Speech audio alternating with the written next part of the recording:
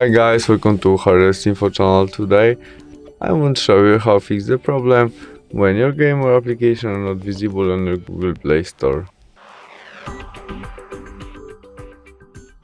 When you have the same problem as mine, go back to the main menu of Google Play Store, tap on your photo on the right corner and there choose settings. Now we tap on family and there parental controls. As you can see, now we have page 3. To visible game or applications Mobile Legends game, we need more than page 3. To change it, tap on it and choose maybe allow all included underrated, confirm by OK and save. You can also turn off your parental control by switch on.